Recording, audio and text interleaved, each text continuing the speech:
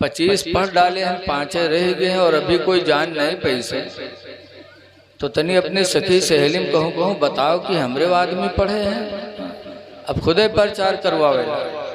तब बीवी ने कहा घबराओ ना, तुम्हारे नाना के मामला आखिरी चलत है और ख़त्म हुई है। तीसरे दिन संयुम हुए तो गांव के लोग जुटी हैं, वही में तुम कुरान पढ़े तो गांव में आउट हुई। अलग मर्जी के नाना के मामला चलत रहे डामाडोल, वही के ख़त्म। जब ख़त्म हो गए तो तीसरे दिन संयुम हुआ तो मस्जिद में गांव के लोग जुटे, कुछ कुरान पढ़े कुछ चना पढ़े। तो यहू कुर्ता पैजामा टोपी भी लगा के पहुंचा। तो जब पहुंचा तो कुरान वालों की तरफ बढ़ा, अभी के सथीवे बैठे चना पढ़त रहा। जब कुरान वाले की तरफ बढ़ा तो सथीवे के कुर्ता पकड़ के खींचन कहीं यहाँ आओ, यहाँ रे बाहर कहाँ जाते रे, बाहर कुरान वाले इधर चना वाले इधर आओ। सथीवे जानत रहे न यूँ पढ़े न हम पढ़े, तो कहीं न आज हम कुरान पढ़ गए। सथीवे कहीं नहीं कब से रे, कहीं न आज से। तो सथीवे छोड़ दिन कहीं देखी कैसे पढ़ा था। जब गया कुरान शरीफ उठाया और शुरू किया बिस्मिल्लाहिर्रहमानिर्रहीम अल्हम्दुलिल्लाहि रब्बिल आलमीन। जिस तरह बीवी ने एक आयत करके पढ़ाया था पढ़ने लगा। जब अलहम्द पढ़ के ख़त्म किए तो सथीवे जानिन हो सकते कहूँ पूछ पूछ के याद के लिए से। तो कह जब अलिफ लाम मीम पर जुटा और एक सफ़ा पढ़ के दोसर वर्ग खोलिस तब सथीवन के बर्दाश्त नहीं हुआ। सथीवे उठे कहने कुरान बंद कर, बंद किए। तो सथीवे पूछे ना रे तू पढ़े कब रे, जिंदगी भर हारहा हमरे साथे चराए, चोरी छिंदरई हमरे साथे की है, तू पढ़े कब रे और कहाँ पढ़े। तो कहे घर में पढ़े। घर में को पढ़े से रे, तो कहे घर में। कहाँ पढ़े तो कहे घर में। पूछे कि के पास पढ़े रे, तो कहे घर में। बीवी के नाम नहीं ले, घरे घर बक्कर। तब सथीवे समझ गए कि यार इसकी बीवी ने पढ़ाया, इसलिए कि बीवी का दूसरा नाम घर में भी तो है। हम लोग मदरसा चले थे, बहुत से लोग आई हैं मौलाना साहब तो नहीं तबीज बनाए। तो पूछो कहा बात, तो कहीं घर में मूड पिरा थे मौलाना साहब। अब बताओ घर में कहूँ मूड होता है, बीवी का मूड पिराए तो जानो घर में मूड पिरा। ऐसे बहुत से गिलास में पानी ले हैं, कहें तेरे मौलाना साहब फूंक दो। पूछो कहा बात, तो कहें घर में पेट पिराते। अब बताओ घर में कहूँ पेट होता है। मेहरुआ के दूसरा नाम घर माँ।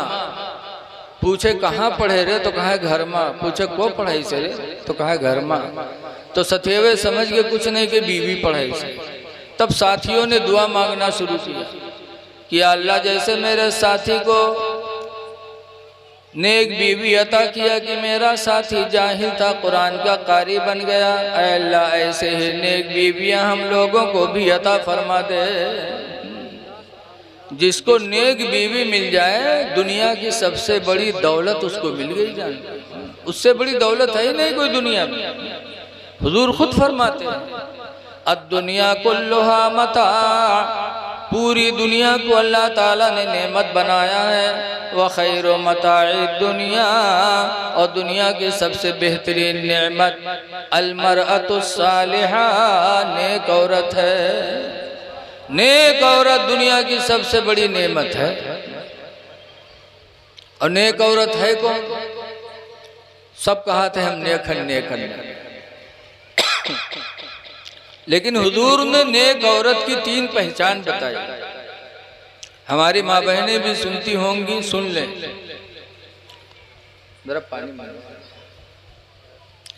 हुजूर सल्लल्लाहु अलैहि वसल्लम से पूछा गया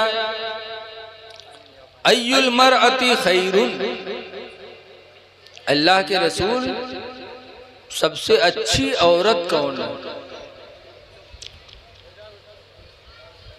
जब हुजूर से पूछा गया कि अल्लाह के रसूल सबसे अच्छी औरत कौन है,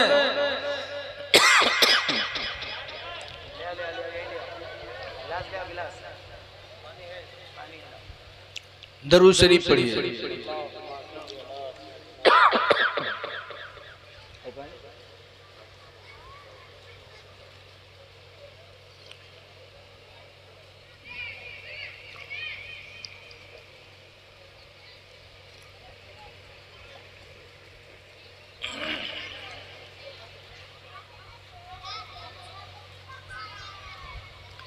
दुनिया की सबसे बेहतरीन नेमत औरत, नेक औरत। कौन है नेक औरत? हुजूर से पूछा गया, अय्युल मरत खैरुन, अल्लाह के रसूल कौन औरत सबसे नेक है, बेहतर है?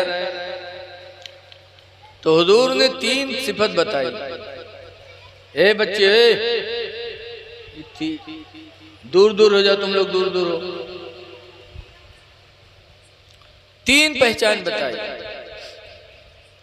नंबर 1 पर हुजूर ने फरमाया नेक औरत की पहचान।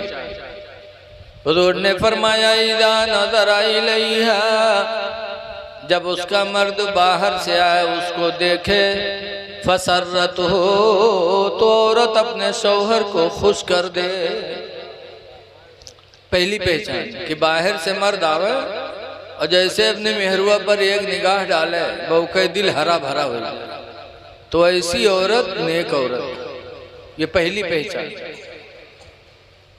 दूसरी पहचान हुजूर ने फरमाया वइज़ा अमरहा फातातुहु, दूसरी पहचान यह है कि उसका मर्द जब किसी काम का हुक्म दे तो फौरन वो औरत उसकी फरमाबरदारी कर ले, यानी फौरन वो काम औरत करे।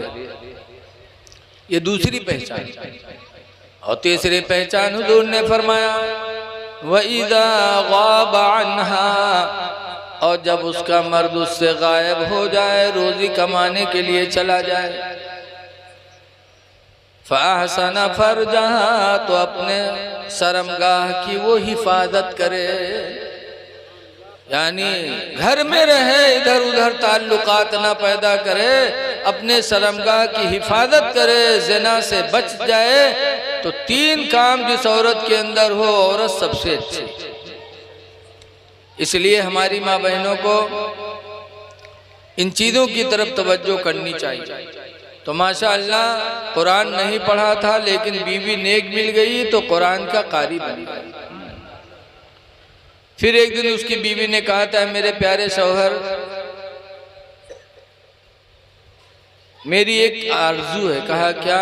कहा मेरी ख्वाहिश है कि तुम नमाज पढ़ो। तो गुस्सा हो गया। कहा अच्छा उंगली पकड़े हो तो पखौरा पकड़े कोशिश करे लगी हो, कुरान पढ़ा पाए तो नमाज पर नंबर लगाए दियो डई नहीं हो।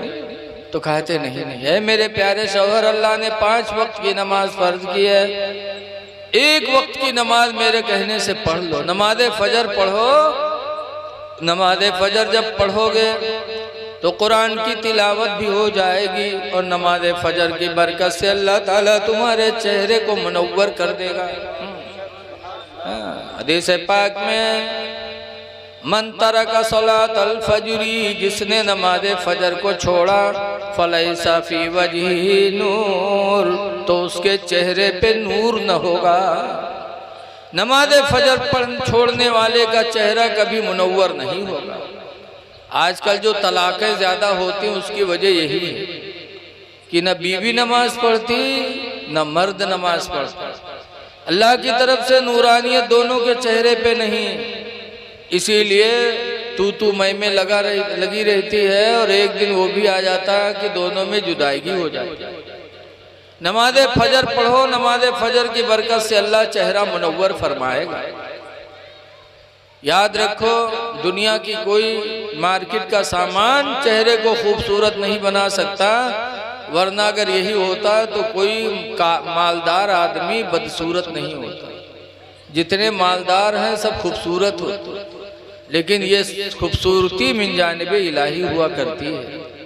बीवी ने समझा दिया, शौहर नमाज फजर पढ़ने लगा और नमाज फजर पढ़ते पढ़ते अल्लाह ताला की वो मर्जी हुई कि बुराइयों से बच गया, 5 वक्त का नमाजी हो गया। तो इसलिए लोगों, कुरान की तिलावत करने के लिए मेरे नबी आए थे। कुरान पढ़ा करो। आज अफसोस है कि हमारे घर कुरान की तिलावत के लिए तरस रहे हैं। गली कूचों में गुजर जाओ तो गानों की तो आवाज़ आती है, लेकिन तिलावत कुरान की आवाज़ मुसलमान के घर से नहीं आती। अल्लाह के नबी सल्लल्लाहु अलैहि वसल्लम फरमाते हैं कुन्तु बुइस्तु फीकुम मुअल्लिमा, मुझे तो तुम्हारे बीच में मुअल्लिम बना के भेजा गया है, दीन सिखाने वाला बना के भेजा गया है। इसलिए आप हजरात से गुजारिश है कुरान की तालीम हासिल करो, अपने बच्चों को कुरान पढ़वाओ, इसलिए कि बगैर कुरान के हम नमाज भी तो नहीं पढ़ सकते, नमाज हमारी अदा नहीं होगी।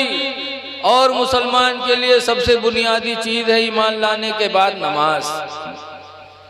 आज हमारी नमाजें छूट रही हैं और हम पर कोई फर्क नहीं पड़ रहा है।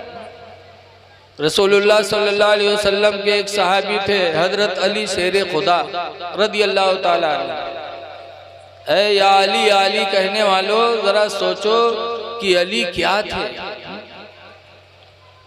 मक्का के करीब एक साहबा एक जगह है जहां हुजूर हजरत अली के रान पे सर रख के लेट गए थे और हजरत अली ने असर नहीं पढ़ी थी, असर नहीं पढ़ी थी। हुजूर सो रहे थे, उनके रान पे सर रखे, सूरज डूबने लगा। अब हजरत अली परेशान कि हुजूर को जगाता हूं तो हुजूर को तकलीफ होती है और अगर नहीं जगाता हूं तो नमाज़े असर जाती है। देखो ये एक है मोहब्बत रसूल और एक तरफ है नमाज। हजरत अली के सामने दो चीजें थी, एक तरफ नमाज और एक तरफ मोहब्बत रसूल, कि अगर जगाता हूं तो नबी को तकलीफ और नहीं जगाता हूं तो नमाज जा रही है। लेकिन हजरत अली शेर खुदा ने किसको किस पर तरजीह दिया? मोहब्बत रसूल को नमाज के ऊपर तरजीह दे दी, हुजूर को जगाया नहीं। जब सूरज डूब गया तो हजरत अली रदी अल्लाह ताला अन्हु नमाज असर की छुटने में रोने लगे।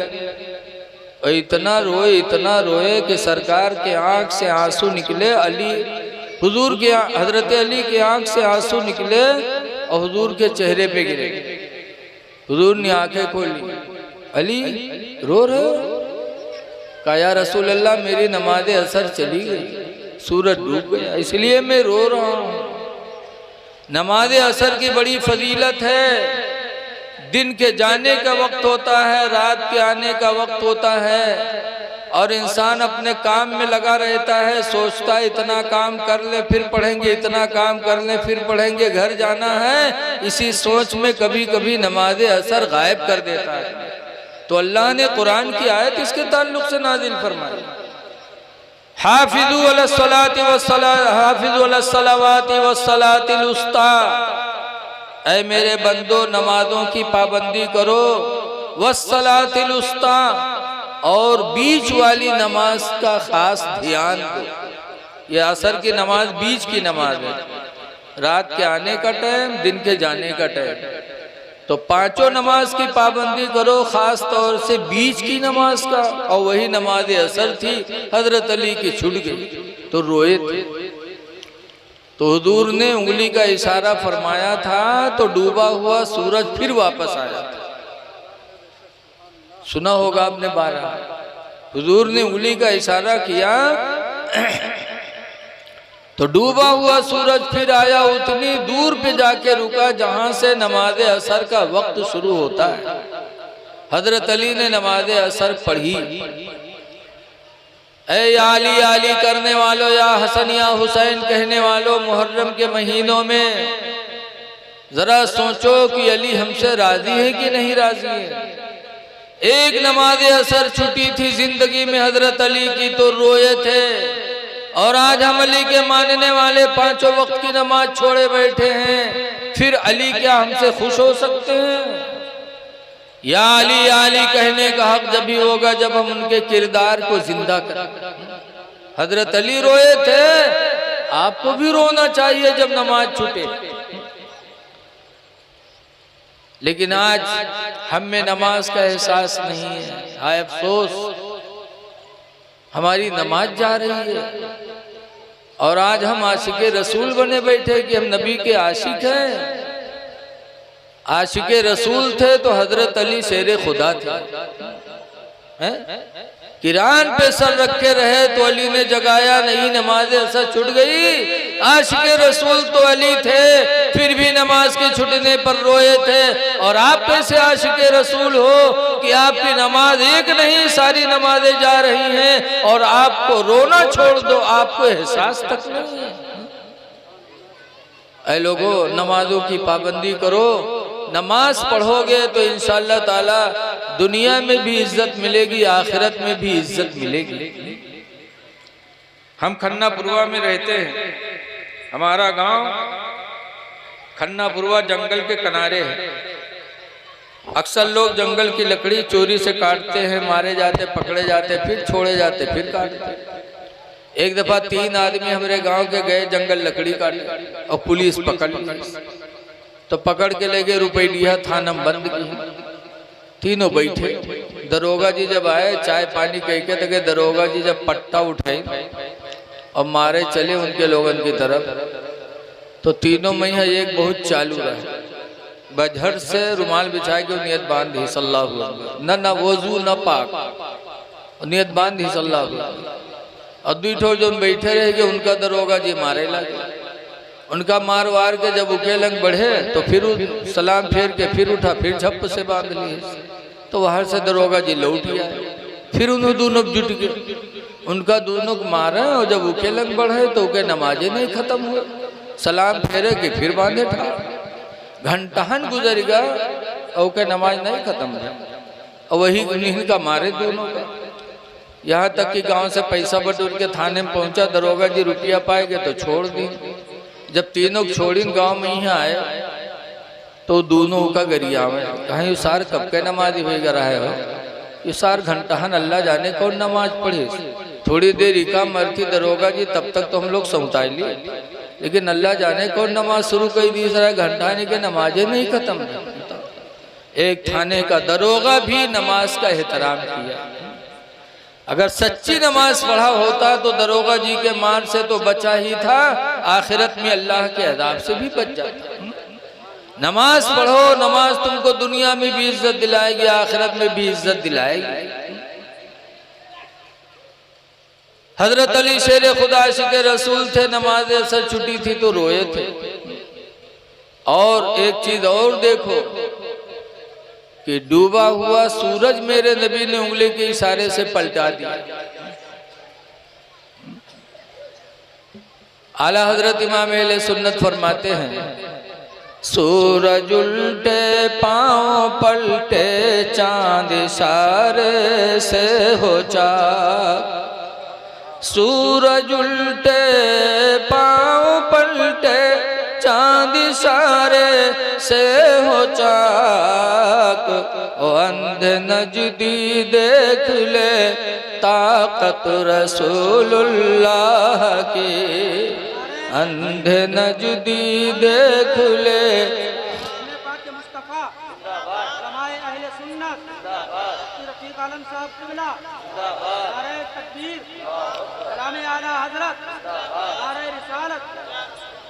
ये सोचना कि वो भी इंसान, हम भी इंसान।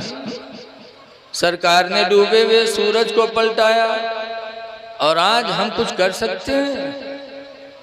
हम नबी की बराबरी नहीं कर सकते, नबी की औरतों की बराबरी कोई नहीं कर सकता। कुरान करीम में अल्लाह फरमाता है, या निसान नबी, ए नबी की बीवियों, लस्तुन्ना काहदिम मिनन निसा, हरगिज हरगिज तुम्हारी तरह दुनिया की कोई औरत नहीं हो सकते। नबी आए थे हमको आपको अच्छी जिंदगी देने के लिए। ऐ लोगों, बोली बोलो तो अच्छी बोली बोलो। कुरान में क़ूलू लिन्नास हुस्ना, ऐ लोगों, लोगों से अच्छी बोलियां बोला करो, अच्छी बोली बोलो। क़ूलू लिन्नास क़ौलन, लोगों से बोलो तो अच्छी बोलियां बोलो, ऐसी बोली न बोलो कि किसी के दिल में ठेस लगे। हजरत अली शेर खुदा कहा करते थे, जरा हाथुस्सनान लहत्तयामु वला यल्तामु मा जरहल लिसानु, कि छुरी का जख्म कहीं लग जाए तो वो ठीक हो जाता है। जैसे ऑपरेशन करा के लोग आते हैं, कुछ दिनों के बाद जख्म भर जाता। वला यल्तामु मा जरहल लिसानु, और वो भर नहीं सकता वो जख्म जो जख्म जबान ने किया। जरा तवज्जो दे इधर भाई, क्या हो रहा है यार?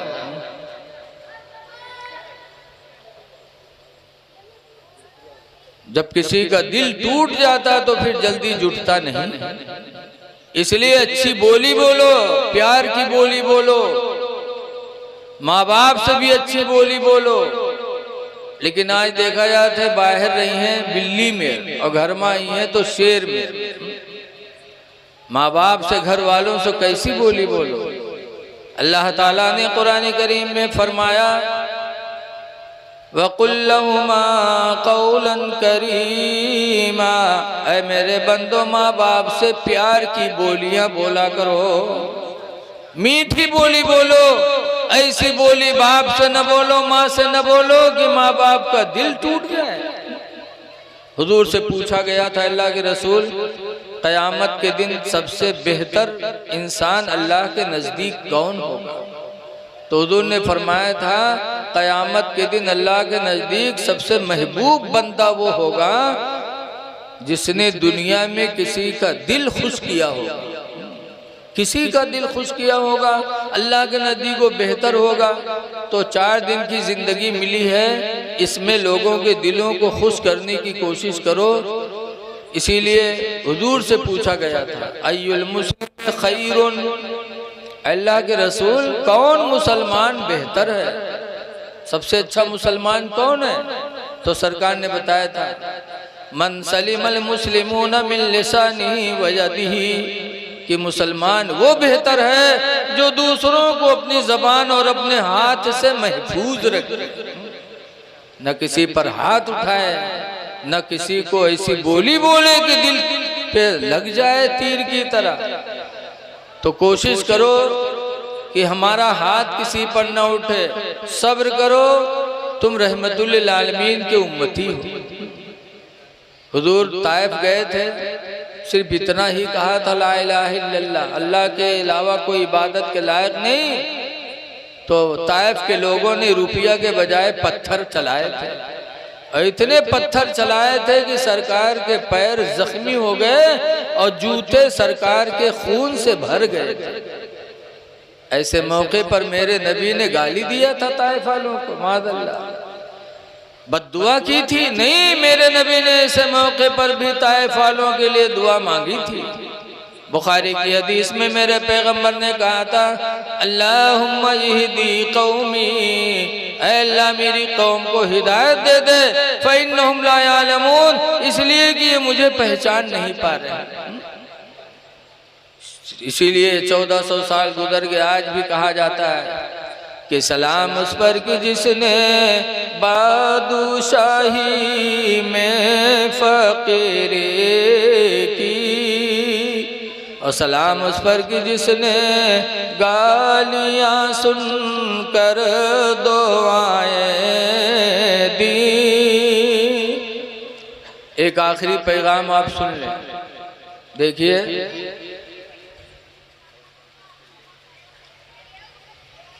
हो सकता है कुछ लोग बाकी हों जो मेरे बाद भी आपको कुछ सुनना पड़ेगा। आप जाइएगा नहीं, जलसा बड़ी मेहनत के बाद होता है। जिन लोगों ने इसको मुनक्किद किया, अजीज़म हाफिज शहजाद शमशाद साहब किबला ने और उनके साथियों ने कितनी मेहनत की होगी। तो आप आज टाइम दे दो, जाग लो। किसी कहने वाले ने कहा है जागना है जाग लो, अफलाक के साए तले, हश्र तक सोना पड़ेगा खाक के साए तले। तो इसलिए मेरे बाद भी आपको सुनना सुनाना रहेगा।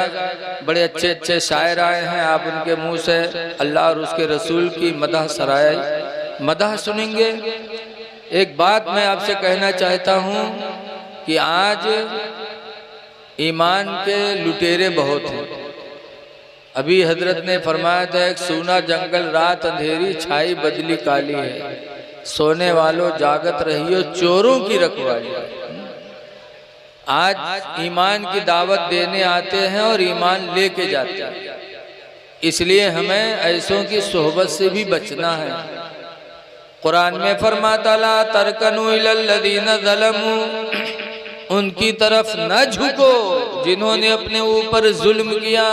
फतमस्सकुमुन्नार, कि उनकी वजह से कहीं जहन्नम की आग तुमको न छू ले।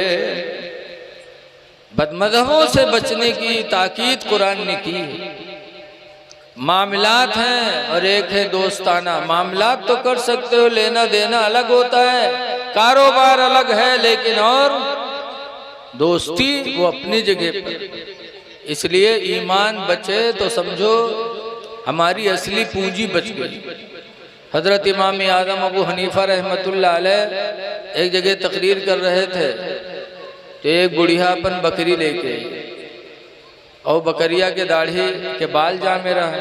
तो बुढ़िया कहला कि इमाम आज़म ये बताओ कि तुम्हारी दाढ़ी बढ़िया है कि हमरे बकरी की दाढ़ी बढ़िया है। तो इमाम आज़म ने कहा था, बूढ़ी माँ अगर मैं ईमान पर दुनिया से गया तो मेरी दाढ़ी तुम्हारी बकरी की दाढ़ी से अफजल है, और खुदा न करे अगर मैं बेईमान हो के दुनिया से चला गया तो तुम्हारी बकरी की दाढ़ी मेरी दाढ़ी से अच्छी होगी। पता चला इमाम आज़म ने बता दिया कि चाहे दाढ़ी हो चाहे नमाज रोज़ा हो, सबका दारो मदार ईमान है। अगर ईमान महफूज है तो हमारी इबादतें भी महफूज हैं। इसलिए अपने ईमान को बचाने की कोशिश करो और मसलक अहले सुन्नत व जमात पे कायम व दायम रहो। आज अल्हम्दुलिल्लाह यही मसलक हक है। इस मसलक में हमें लापरवाही नहीं बताई गई। आला हजरत इमाम अहले सुन्नत रज़ियल्लाहु ताला अन्हु की ज़िंदगी पढ़ोगे तो इंशाअल्लाह ताला हम पर वो चीज़ वाज़ेह हो जाएगी कि आशिक़े रसूल कहते किसे। आशिक़े रसूल वही है जिससे कोई नबी की सुन्नत छूटने न पाए। आज हम दाढ़ी के बाल बनवाएं, दाढ़ी न रखाएं और हम कहें आशिक़े रसूल हैं, तो क्या हम आशिक़े रसूल बन सकते हैं? सहाबा से बड़े हम आशिक नहीं बन सकते, और कोई सहाबी ऐसा नहीं जिसने दाढ़ी बनवाई। हर सहाबी के चेहरे पे दाढ़ी थी। 1,24,000 या 2,24,000 नबी दुनिया में आए, सबके चेहरे पे दाढ़ी थी। इसलिए मुसलमानों अपने चेहरों पे दाढ़ियां रखा करके साबित कर दो कि हम मुसलमान हैं, और दुनिया से जाओ तो मुसलमान बन के जाओ। और ऐ नौजवानों, तुम बुढ़ापे का सहारा न करो कि हम बूढ़े होंगे तब दाढ़ी रखाएंगे, खुदा जाने बुढ़ापा मिले कि न मिले, किस वक्त बुलावा आ जाए। लिखा है दाढ़ी कब्र में रोशनी का सहारा, जिसके चेहरे पे दाढ़ी होगी उसकी कब्र मुनव्वर होगी। तो अंधेरी कोठरी में रोशनी का इंतजाम कर लो, रहती दुनिया दाढ़ी चेहरे पे रखा लो। लेकिन आज हम लोगों के दिल इतने ढीठ हो गए हैं। एक बुढ़वा रहा है, बीमार बहुत हो गए, लड़का उका घेरे बैठे, अब्बाई बात अब्बाऊ बात। इतने मैया बुढ़वा कहा थे भैया रे भी हम बचबे ना, तो कहीं तब अब्बा, तो बुढ़वा कहते जो हम मर जेबे ना तो हमरे कफन में पुरान कपड़ा दियो नवा न दियो। लड़के कहना अब्बा यूँ कहाँ हो सकत है कि हमरे लिए सब कुछ की हो, मर जियो तुम लोग कफन पुरान कपड़ा देवे। गाँव वाले कहा कहीं है अब्बा, तो बुढ़वा कहा थे गाँव वाले चक्कर में पड़ के सारे हमको फंसाए दे रे। कहीं कहा है अब्बा, तो बुढ़वा कहते अरे पुरान कपड़ा में लपेट के रखो कब्र में, ताकि जब फरिश्ते हिसाब करें यह देखिए कफन पुरान, तो कहीं तो बहुत पहले मर चुका है, क्या हिसाब होगा वही छोड़ो। तो छोड़ छाड़ चले जाइए और नवा कफन में रखिए, जुड़ते जुड़ जाइए कि न जुटी है रे। बता ऐसे ऐसे बुढ़वा परे हैं कि जिंदगी भर तो दलाली करबे कि मरे के बाद 420 कर एक सोचे बैठे। लोगों कब्र बड़ी कठिन जगह है, वहाँ दलाली नहीं चलेगी। अल्लाह कुरान में फरमाता इन्ना बतशा रब्बिका लशदीद, बेशक तुम्हारे रब की पकड़ बहुत सख्त है। इसलिए चेहरों पे दाढ़ी रखा लो ताकि कब्र में रोशनी का सहारा हो जाए। कब्र वो वहशतनाक जगह है कि आला हजरत इतने बड़े मुजद्दिद फिर भी अपनी नबी की बारगाह में फरियाद करते हैं, या रसूल अल्लाह, खड़े हैं मुनकर नकीर सर पर, न कोई हामी न कोई आवर। खड़े हैं मुनकर नकीर सर पर, न कोई हामी न कोई आवर। और बता दो आकर मेरे पैगंबर के सख्त मुश्किल जवाब में है। बता दो आकर मेरे पैगंबर के सख्त मुश्किल जवाब में है।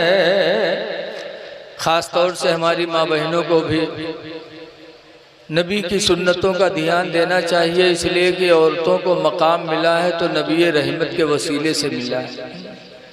नबी करीम सल्लल्लाहु अलैहि वसल्लम आए तो औरतों को इज्जत मिली, वरना औरतों पर कितना जुल्म होता था, तारीख पढ़ो सुनो तो पता चलेगा। इसलिए हमारी माँ बहनों को ख़ास तौर से ध्यान देना चाहिए कि वो दीन से करीब हों, बुरी बातों से दूर रहे, इसलिए कि इनकी गोद बहुत अहम है। बताया गया उतलुबुल इल्मा मिनल महदी, माँ की गोद से इल्म हासिल करो। बच्चों का सबसे पहला मदरसा माँ की गोद है। जब हमारी माँ बहनें अपनी गोद में बच्चों को दीन की तरफ रागिब करेंगी तो बच्चा दीनदार बनेगा। गौसे आदम हाफिज़ कुरान बने माँ की गोद से, बाबा फरीदुद्दीन नमाजी बने माँ की गोद से, इमाम हुसैन ने करबला में सजदे में सर कटाया। ये जज्बा कहाँ मिला था? उनकी माँ फातिमा की गोद से।